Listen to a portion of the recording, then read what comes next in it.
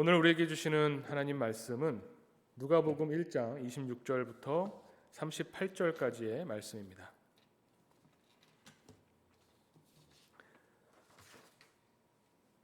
누가복음 1장 26절부터 38절까지의 말씀 봉독하겠습니다.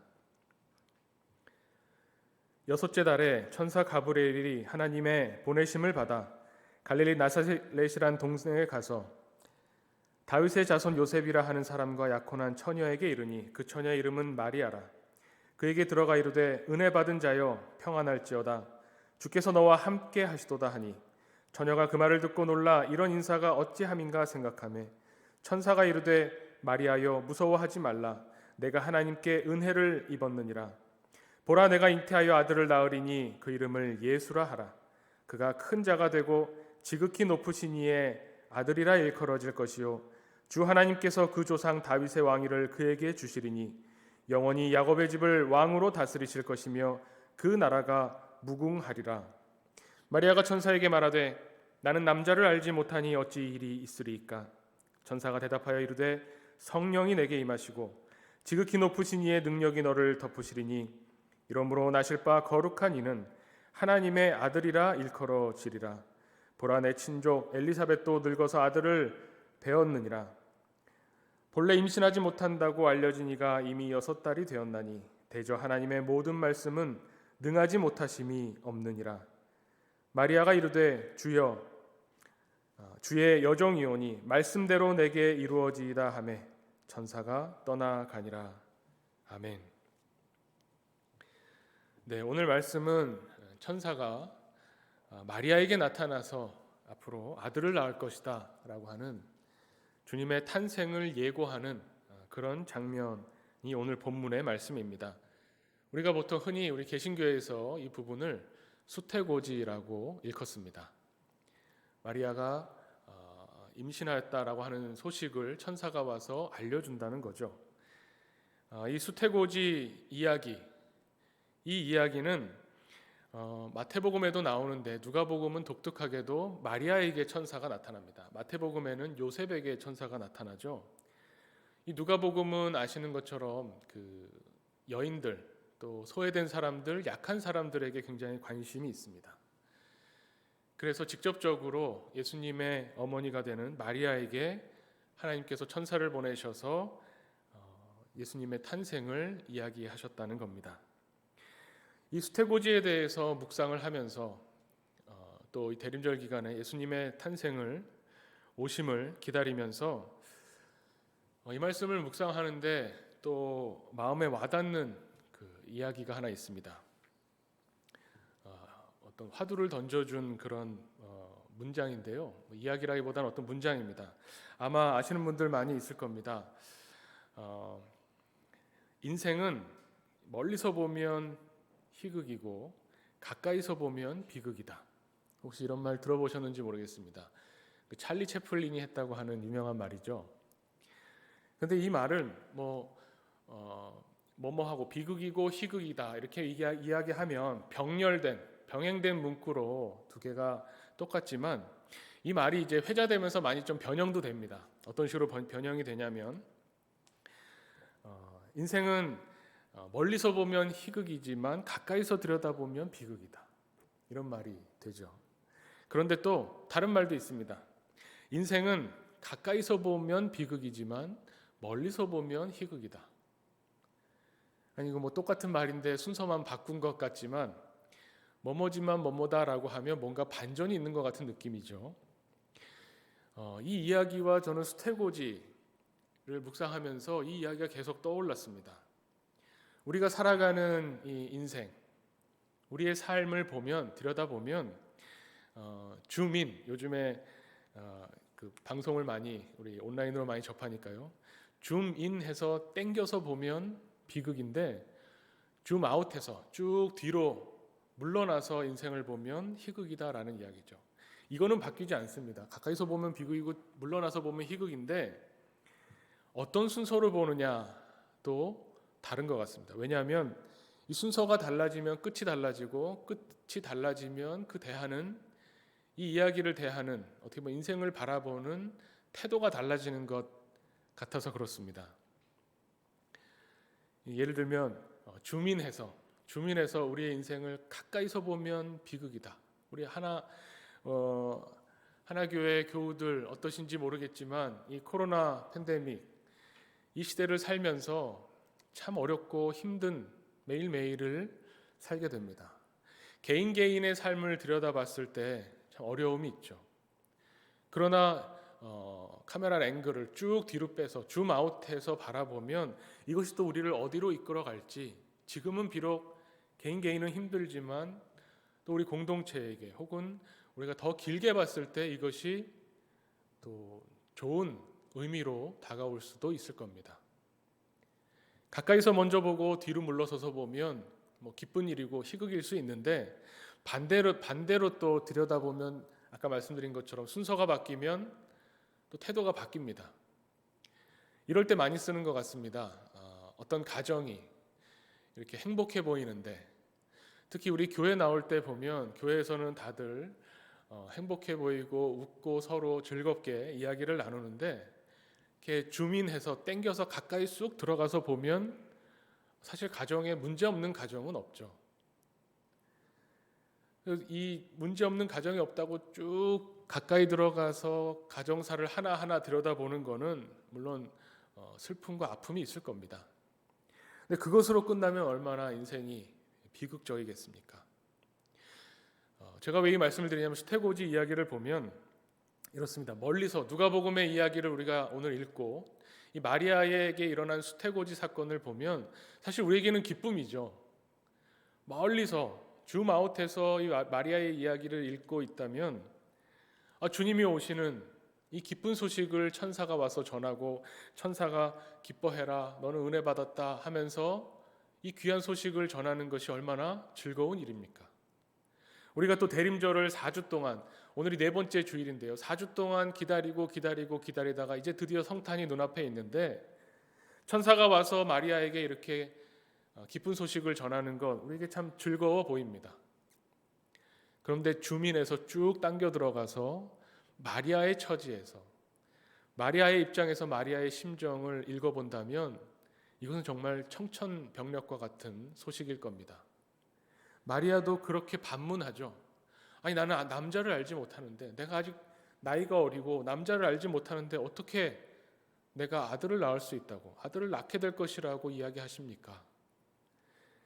당시의 시대 상황이나 또 신명기에도 그 율법이 나옵니다. 신명기의 율법을 보면 약혼했는데, 아직 결혼하기 전에 약혼했는데 다른 남자와 사이에서 아이를 갖게 되면 잡아다가 돌로 쳐서 죽입니다. 마리아에게 이 소식은 어떻게 보면 이제 큰일 났다라고 하는 소식이 될 수도 있는 겁니다. 남들은 뭐라고 하건 주님이 이제 태어나시는 것이고, 이 누가복음을 읽는, 어떻게 보면 누가가 누가복음을 쓰면서 누가복음을 읽는 사람들은 이 소식이 기쁜 소식이었을지 모르지만 그때도 아마 초대교회에 함께했을 마리아는 그때 내가 정말 가슴이 덜컹하고 이 무슨 말도 안 되는 이야기인가라고 생각했던, 마리아 입장으로 들어가 보면 이거는 정말 비극적일 수 있는 사건이라는 겁니다. 그래서 이 수태고지에 관해서 우리가 이것을 기쁜 소식으로 봐야 될지, 마리아에게 일어난 이런 당혹스럽고 놀라움에 있는, 그리고 어떤 사람들에게는 정말 믿어지지 않는, 아니 어떻게 처녀가 아기를 낳아, 지금도 여기에 대해서 논란이 있거나 의구심이 있는 사람들이 있을 겁니다. 아니 어떻게 동정녀가, 처녀가 아이를 낳는단 말인가, 믿기지 않는 소식으로 이 이야기를 듣는 사람도 있을 겁니다. 그래서 이 수태고지라고 하는 이 사건, 이 이야기는 참 많은 상상력을 우리에게 불러일으킵니다. 성경을 읽어가다 보면 성경이 이야기로 되어 있죠. 참 재미있습니다. 하나님이 우리에게 들려주시는 이야기, 또 하나님을 사랑했던 사람들에 관한 이야기, 또 직접적으로 예수님에 관한 이야기, 우리에게 참 재미있습니다. 그 중에서도 이 수태고지는 많은, 그래서 상상력을 불러일으켜서 과거에도 보면 교회 역사 가운데 이제 그림으로 성경의 이야기를, 스토리를 풀어주는 그림들이 많이 있습니다. 그 중에서도 수태고지라는 제목이 달린 이런 그림들이 굉장히 많습니다.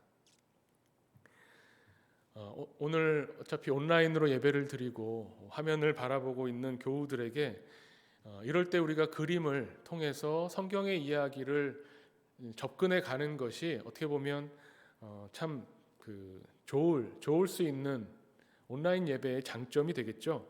그래서 제가 몇 개의 유명한 이 수태고지 그림들을 한번 보여드리려고 합니다. 여기 나오는 그림들은 모두 이제 15세기 무렵에 르네상스 시대에 그려진 그림들입니다. 먼저 하나 보여드리면 첫 번째 그림은 프라 안젤리코가 그린 수태고지입니다. 여기 나와 있는 것처럼 이 벽에 그려진 그림인데요. 이 그림을 보면 천사가 와서 마리아에게 아들을 낳을 것이라고 하는 잉태의 소식을 전하죠. 이 그림을 보면 참 색감이 아름답습니다. 천사의 날개를 보면요, 천사 날개 색깔이 무지개 색인 것처럼 굉장히 화려합니다. 이것은 1442년 경에 프라 안젤리코가 그린 성화입니다. 제가 여기 나오는 오늘 보여드리는 그림들은 모두 위키피디아에서 내려받아서 또 15세기 그림이라 저작권도 괜찮습니다. 감상해 볼 만합니다. 두 번째 그림을 보면요, 두 번째 수태고지 그림은 레오나르도 다빈치가 1470년대에 그린 그림입니다. 이 그림은 특징이 레오나르도 다빈치가 좀 그렇지만 뒤에 저 배경이 토스카나 지방, 이태리 토스카나 지방의 전원을 그림 배경으로 삼고 있고, 마리아는 실내에 있고 천사 가브리엘은 실외에 있습니다. 그러면서 이 가브리엘 천사가 무릎을 꿇고 있죠. 마치 마리아에게 보고하는 것처럼. 마리아가 굉장히 우위에 서 있고 이 천사는 와서 마리아 앞에 무릎 꿇고 소식을 전하는 것 같은 그런 느낌을 줍니다. 그러니까 이 그림을 그리는 작가마다 상상력을 통해서 이 누가복음의 이 이야기를 자기 나름대로 소화해서 들려주는 겁니다.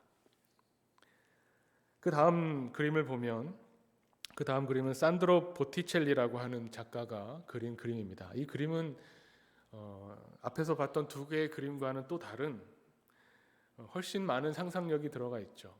이 마리아가 마치 이 천사의 소식을 듣고 약간 거부하는 것 같은 손짓을 보이고 있습니다. 그리고 표정도 뭔가 알쏭달쏭한 표정을 짓고 있죠. 천사는 굉장히 이 소식을 전하면서 공격적으로 앞으로 나가는 것 같은 자세를 취하고, 마리아는 거부하는 것 같으면서 비트는 것 같기도 한 이런 자세를 취합니다. 사실 이 보티첼리의 이 수태고지는 당시에 레오나르도 다빈치가 이 그림을 보고 굉장히 혹평을 했습니다. 천사가 마치 마리아를 쫓아가는 것 같다.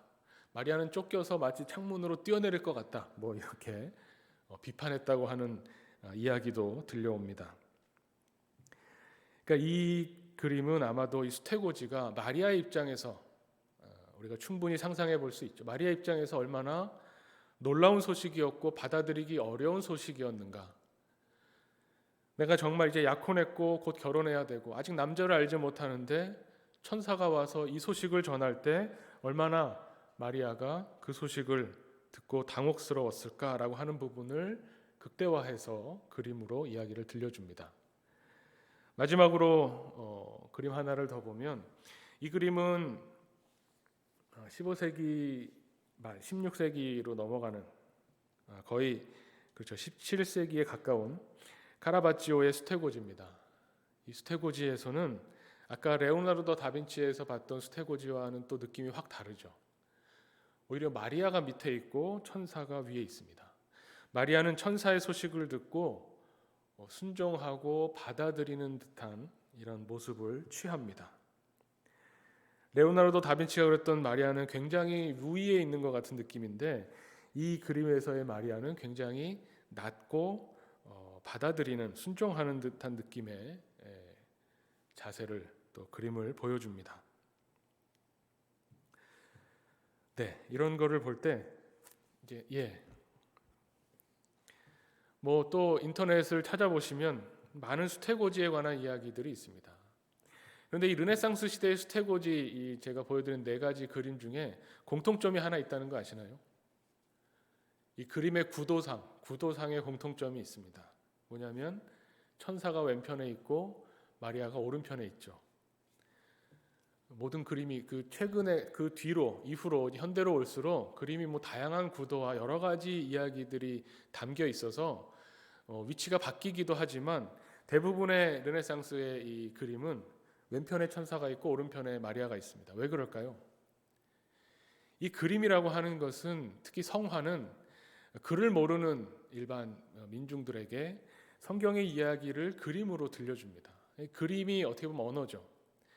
근데 자연스럽게 글을 읽을 때 왼편에서 우리가 오른편으로 읽죠. 서양 문화에선 그렇죠. 왼편에서 오른편으로 읽기 때문에 천사 가브리엘이 와서 소식을 전하고 그 다음에 마리아에게 그 소식이 전해졌을 때 마리아가 어떻게 이야기했는가, 천사 가브리엘이 전해준 소식에 대한 마리아의 반응, 자연스럽게 우리의 관점이 그림을 통해서 읽어내려가는 스토리가 이렇게 이어지도록 왼편 오른편에 구도를 놨다는 겁니다. 이 그림들을 보면서 물론 이걸 더 자세히 보면 아까 제가 이 수태고지에 대해서 묵상하면서 생각한 것처럼 멀리서 보는 그림과 또 가까이 줌인으로 당겨서 보는 가까이서 보는 마리아의 표정, 이것이 다르겠지만 어쨌든 그림이라는 것을 놓고 보면서 어떤 미술 관련된 그 평론가가 이런 이야기를 했습니다. 수태고지라고 하는 이 그림들은 어떻게 보면 단순한 종교화가 아니다. 어떤 한 분의 주장인데 굉장히 인상적이었습니다. 이 수태고지라고 하는 이 그림을 이분은 뭐라고 표현하냐면 메타회화라고 이야기합니다. 메타회화가 뭘까요? 그림에 관한 그림이라는 겁니다. 그림에 대한 그림을 이야기하고 있다. 어떻게 보면 이 수태고지라고 하는 이 성경에 나오는 메시지의 핵심적인 부분 중에 하나가 뭐냐면 성육신이죠. 보이지 않는 하나님의 세계에서 하나님은 보이지 않는 하나님이시고 보이지 않는 세계에 거하시는 하나님께서 보이는 이 세계로 성육신 하시는 겁니다. 보이는 물질로 이 땅에서 태어나신다고 하는 것을 알리는 것이 수태고지죠. 그래서 미술가로서 봤을 때 이 수태고지라고 하는 그림은 어떤 그림이냐면 마치 작가들의 정신세계가 물질이라고 하는 보이지 않는 작가들의 정신세계가 그림이라고 하는 물질이라고 하는 보이는 것으로 구체화되고 형상화되는 것, 그 수태고지라고 하는 메시지와 너무나 잘 들어맞기 때문에 메타회화라고까지 이야기를 하는 겁니다. 이 수태고지는 하나님께서 하나님의 아들 예수님을 보내셔서 하나님이 어떻게 보면 성육신하신 이 땅에 인간이 돼서 오셨다라고 하는 것이 이 수태고지에서의 메시지라고 볼 수 있을 겁니다. 그런데 이것은 이 누가복음에 나오는 오늘 본문 수태고지에 관한 이야기를 아주 가까이서 보면 이 성육신에 관한 메시지를 읽게 되는데 또 그러면서 동시에 이 수태고지 이야기를 조금 더 뒤로 우리가 물러나서 이야기를 보면 누가복음에서 이야기하고 있는 이 맥락과 흐름이 또 보입니다. 이 누가복음에서 그 말하는 수태고지에 관한 아주 중요한 부분 중에 하나가 성육신도 있지만 또 하나가 있습니다. 오늘 본문 읽은 말씀의 바로 앞부분에 무슨 이야기가 나오냐면 세례 요한에 관한 수태고지 이야기가 나옵니다. 그러니까 이 수태고지가 마리아에게만 있었던 것이 아니라 누가복음은 세례 요한이 태어날 것을 하나님이 알려주시는데 세례 요한의 아버지 사가리아에게 천사가 나타나서 이 소식을 전하는 겁니다. 그런데 두 가지 비슷한 이야기가 나오면 항상 우리가 그렇지만 두 가지 이야기가 굉장히 대비가 됩니다. 사가랴에게 있었던 수태고지와 마리아에게 있었던 수태고지, 이 두 가지 이야기를 누가복음은 의도적으로 비교해 줍니다. 사가랴에게 있었던 수태고지는 읽어보시면 아시겠지만 천사가 나타나서 하나님께서 이제 아들을 낳게 해주실 것이다 이렇게 이야기하죠.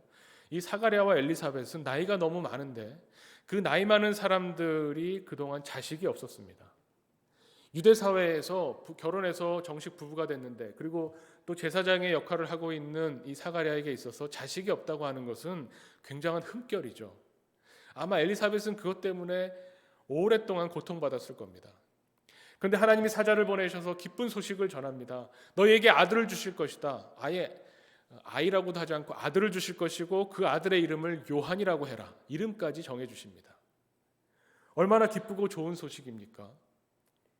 이 이야기도 엘리사벳과 사가랴의 처지에서 봤을 때 제3자가 이렇게 멀리서 보면 정말 기쁜 소식입니다.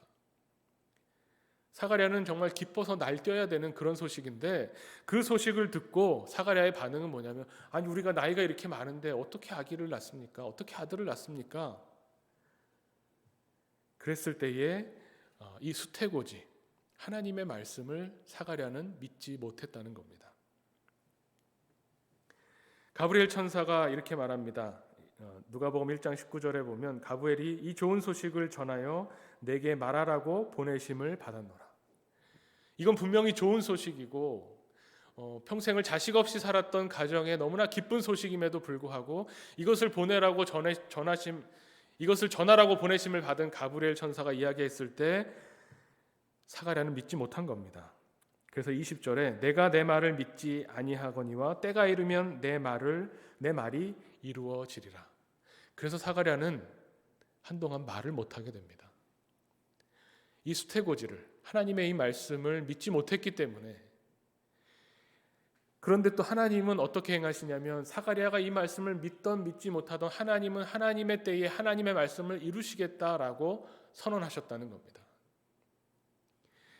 이 세례 요한의 수태고지는 정말 멀리서 보면 너무나 기쁜 소식인데 가까이 들여다보면 이 소식은 정말 비극입니다. 사가랴가 이 말씀을 믿지 못했기 때문에 말을 못하게 되고 그러면서 손으로 이 아이의 이름을 요한이라고 정해야 된다라고 썼다는 이야기가 담겨 있는 거죠. 이것과 굉장히 대조를 이루는 마리아의 수태고지는 어떻습니까? 천사가 와서 말해줍니다. 더 못 믿을 말이죠. 나이가 많아서 아기를 낳기 힘들겠다라고 하는 것과 아예 남자를 알지 못하는 소녀에게 와서 아들을 낳을 것이다라고 하는 이 소식을 마리아는 충격을 받았겠지만 그래도 받아들입니다. 오늘 마지막 부분 38절의 말씀을 보면 마리아가 이르되 주의 여종이오니 말씀대로 내게 이루어지이다. 이것이 마리아의 반응이었다는 겁니다. 이것이 그렇지 말씀대로 내게 이루어지리다. 하나님의 말씀은 하나님의 뜻대로 하나님의 능력으로 하나님의 권능으로 이루어지겠지. 하나님의 말씀이 그대로 이루어질 것입니다 라는 이 고백이 뭐 그리 대단한 고백인가 라고 생각할 수 있지만 마리아의 입장에서 마리아에게 일어났던 수태고지에 있어서 마리아의 고백은 정말 위대한 고백입니다. 이렇게 두 가지로 누가복음이 의도적으로 대조를 이루죠. 제사장이었고요, 남자였고, 이 사가랴라고 하는 어떻게 보면 당시로서는 하나님을 잘 알고 율법을 잘 알고 사회적으로 높은 위치에 있는 이 사가랴는 하나님의 말씀을 듣고도 그것을 믿지 못했습니다. 그런데 어리고 당시로서는 여자고 약혼한 아직은 남편이 없는 낮고 비천한 이 마리아는 하나님의 말씀을 듣고 그 말씀을 믿었습니다. 그 말씀이 내게 이루어지기를 원합니다 고백하고 기도했습니다. 굉장히 큰 대조를 이룹니다. 누가복음이 뒷부분에 가면 예수님의 탄생에 관해서도 이렇게 이야기하지만 예수님의 부활에 관해서도 똑같은 이야기를 합니다. 누가복음 24장에 예수님의 부활 사건 이야기를 전하면서 여자 제자들이 예수님의 무덤에 가서 무덤이 비어 있는 것을 봤습니다. 그리고 예수님의 부활 소식을 남자 제자들에게 와서 알리죠. 그때 누가복음 24장 11절에 보면 남자 제자들은 그 소식을 믿지 않았다고 기록합니다. 이 남자 제자들 예수님 옆에서 3년 동안 예수님과 함께하면서 예수님의 십자가와 3일 만에 다시 살아나실 것을 들었던 제자들이 그 소식을 믿지 못하는 겁니다. 예수님에 관한 이야기, 예수님이 이 땅에 오시고 이 땅에서 우리의 죄를 위해서 십자가를 지시고 죽음의 권세를 이기시고 3일 만에 부활하셨다고 하는 이 예수님에 관한 이야기, 복음이죠. 이 복음을 받아들이고 믿는 사람이 있고 믿지 못하는 사람이 있었다는 겁니다. 그런데 오히려 이 사회적으로 세상적인 눈으로 봤을 때는 하나님을 잘 알고 하나님과 가까이 있고 하나님의 뜻을 이해한다고 생각하는 사람들이 그 소식을 오히려 믿지 못하고 이 세상에서는 상대적으로 약하고 낮고 작은 사람들이 오히려 그 소식을 듣고 믿었다라고 하는 것이 누가복음이 우리에게 전해주는 예수님에 관한 이야기에 담겨 있다는 겁니다. 오늘 마리아의 이 고백은 어떻게 가능했을까? 여기에 대해서 생각해 보게 됩니다. 하나님의 말씀이 내게 이루어질 것입니다. 하나님의 말씀이 내게 이루어지기를 나도 원합니다 라고 하는 이 마리아의 고백은 그냥 나오는 고백이 아니죠. 이것을 지금 우리가 그냥 쉽게 생각한다면 그렇지. 오늘 성경 말씀을 읽고 나서 이 말씀이 내게 이루어지기를 원합니다 라고 할 때는 이거 자기 긍정적인 긍정의 힘을 우리가 믿어야지. 자기 확신을 가지고 있어야지. 말씀을 포기하면 안 되지. 이런 정도의 생각으로 우리도 똑같은 고백을 한다면 마리아의 깊은 이 믿음에서 나오는 고백과는 좀 다를 겁니다. 마리아에게 있어서 천사가 나타나서 하나님의 사자가 나타나서 처음으로 마리아를 향해서 선포한 말이 무슨 말이냐면 내가 하나님께 마리아를 이렇게 부릅니다. 28절에 은혜 받은 자여 평안할지어다. 하나님이 마리아에게 나타나셔서 아주 약하고 낮고 비천한 마리아에게 나타나셔서 하나님이 선언하시는 것이 뭐냐면 너는 은혜 받은 자다라는 겁니다. 은혜 받은 자여 이제부터 내가 너에게 하나님의 말씀을 전하겠다라고 하는 겁니다. 한 번 더 말하죠. 30절에 천사가 마리아여 무서워하지 말라 내가 하나님께 은혜를 입었느니라. 여기서 중요한 것, 저는 이 말씀을 읽으면서 중요한 건 뭐냐면 이게 미래형이 아니라는 겁니다. 앞으로 이제 예수님이 태어날 것이니 이제 앞으로 인류의 역사 가운데 성모로 추앙받을 것이니 은혜 받을 자다 이렇게 말한 것이 아니라 이미 은혜 받은 자라고 선포하시는 겁니다. 똑같은 말씀이 마리아가 엘리사벳을 만났을 때 엘리사벳이 자기 뱃속에 있는 아이가 뛰노는 것을 보면서 이렇게 예언하고 축복을 합니다. 누가복음 1장 45절에 주께서 하신 말씀이 반드시 이루어지리다고 믿은 그 여자에게 복이 있도다. 마리아는 이미 은혜를 받은 자고 은혜 받은 자로서 하나님의 말씀을 들었을 때 그 말씀이 내게 이루어질 것입니다 라고 고백하고 기도하고 그 말씀에 순종한다고 하는 것 자체가 이미 다 복을 받은 사람이라는 겁니다. 그것이 바로 하나님 주시는 복이라는 겁니다. 이미 은혜 받은 자에게 주시는 하나님의 복인 겁니다. 우리는 이 부분을 이 대림절에 더 깊이 생각해 보기를 원합니다.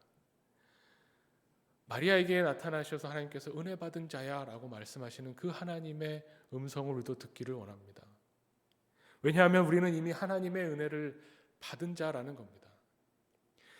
이후에 이어지는 제가 어제 토요기도회 때 함께 나눴지만 마리아의 찬송시를 보면 그 마리아의 찬송시에는 하나님께 은혜 받은 자와 그렇지 못한 자가 대비되어서 대조되어서 나옵니다. 마리아가 낮고 비천한 나를 돌보시는 하나님, 예수님이 태어나시기 때문에 은혜를 받았다는 것이 아니라 이미 그 전에 마리아의 처지를 이 비천하고 낮은 마리아에게 오셔서 나를 돌보시는 하나님, 그래서 내가 하나님께 은혜를 입었습니다라고 노래하면서 그것과 대조되는 사람들을 이야기하는데 그 대조되는 사람들은 마음의 생각이 교만한 사람들입니다. 이 세상에서 권세 있다고 여겨지는 사람입니다. 그리고 부자라고 하는 나는 하나님이 별로 필요 없다. 마음에 그렇게 생각한다면 그것이 바로 교만이죠. 마리아는 하나님의 말씀을 붙들고 하나님의 보살핌을 바라며 하나님이 나와 함께 하신다는 것이 그 은혜가 있지 않으면 살 수 없다고 고백하는 마리아에게 하나님께서 이 복음을 전해주신 것은 그래서 기쁨이고 찬양할 수 있는 그런 믿음의 고백이었다는 겁니다. 그런데 마음이 교만해서 내가 이 땅을 살아가는데 나에게 필요한 것이 나에게 있으니 하나님을 의지하지 않아도 일일이 이런 사소한 것까지 하나님께 아뢰지 않아도 나는 이 세상을 살 수 있다라고 생각한다면 마음이 교만한 자라는 겁니다. 이미 은혜 입은 자라고 하는 의식이 없다면 앞으로 주실 은혜만 바라보면서 하나님 은혜를 주십시오, 복을 주십시오라고 하나님 앞에 나와서 하나님께 하나님의 뜻을 묻지 않고 은혜만 구한다면 그렇다면 이 수태고지가 그 사람에게는 얼마나 비극일 것인가 생각해 보는 겁니다. 이 수태고지는 그래서 가까이서 보면, 땡겨서 보면 마리아에게는 슬픔이고 놀라움이고 피하고 싶은 어떤 것일 수도 있지만, 멀리서 보면, 크게 보면, 하나님의 역사하심과 하나님의 뜻에서 보면 이것은 우리에게, 우리 모두에게 주시는 하나님의 놀랍고 기쁜 소식이라고 하는 것을 우리가 보게 되는 겁니다. 우리도 마찬가지라고 생각이 됩니다. 우리의 생활 속에서, 우리의 삶 속에서 하나하나 어렵고 힘든 이 슬픔과 고통과 아픔이 있지만, 그럼에도 우리가 하나님께 간구하는 것은 하나님의 은혜입니다. 그런데 그 하나님의 은혜는 이미 우리에게 임했습니다. 여기서 말하는 은혜는 나에게 좋은 것을 베풀어 주셔서 은혜라는 말이 아닙니다. 성경이 말하는 마리아에게 은혜 받은 자야 라고 말하는 것은 마리아가 하나님으로부터 은혜 받아서 잘 살고 편안하게 살고 좋은 가문에 시집가고 그런 것, 마리아가 원하고 소원하는 것을 들어주셨기 때문에 은혜 받은 자라고 말하는 것이 아닙니다. 우리가 구해야 할 은혜, 성경에서 하나님께서 너는 은혜 받은 자다라고 말씀하시는 그 은혜는 예수 그리스도를 위한 은혜입니다. 구체적으로 빌립보서 1장 29절에 이렇게 말씀합니다. 그리스도를 위하여 너희에게 은혜를 주신 것은 다만 그를 믿을 뿐 아니라 또한 그를 위하여 고난도 받게 하려 하심이라. 하나님이 우리에게 은혜를 주신 것, 이미 우리가 은혜를 받은 것은 뭐냐면 예수를 우리가 믿는 겁니다. 근데 그 예수를 믿는 것은 우리를 위해서 나 한 사람 편안하게 잘 살라고 주신 것이 아니라 그리스도를 위하여 이 은혜를 주셨고, 그리스도를 위하여 그래서 우리에게 고난이 임하는 것이고, 우리가 이 고난을 통해서, 그렇다면 이 고난을 통해서 우리가 얻게 되는 것은 무엇입니까? 진리이고 생명이라는 겁니다. 은혜는 그래서 내가 원하는 것을 주시는 것이 하나님의 은혜가 아니라 하나님께서 나를 살리시기 위해서 진리요 생명이신 예수 그리스도를 우리에게 주시는 것이 바로 우리에게는 은혜인 줄로 우리가 믿습니다. 그것을 은혜로 받는 사람들이, 하나님께서 말씀하시는 은혜 받은 자야 라고 말할 때 아멘으로 나갈 수 있는 사람이 바로 오늘 마리아와 같은 고백의 기도를 할 수 있습니다. 주님, 주님의 말씀이 내게 이루어지리이다. 주님의 말씀이 내게 이루어지기를 원합니다. 주님의 말씀이 내게 이루어질 것을 믿습니다라고 고백하는 하나님의 사람들이 될 것을 생각해 봅니다. 오늘 우리 말씀처럼 우리 하나교회 공동체가 마리아와 같은 고백을 하기 원합니다. 하나님, 하나님의 뜻이 우리를 통해서 이루어지기 원합니다. 우리에게 이루어지고 우리를 통해서 세상에 이루어져서 이 복음이 전파되고 하나님이 우리에게 주시는 은혜를 우리가 충만히 누림으로 이 세상을 살아갈 때 생명의 길을 살아갈 수 있도록, 하나님과 동행하며 하나님 나라를 이 땅에서도 맛보며 살아갈 수 있는 그리스도인으로, 그런 공동체로 우리를 붙잡아 달라고 함께 하나님 앞에 나가 고백하는 공동체 되기를 간절히 축원합니다. 함께 기도하겠습니다.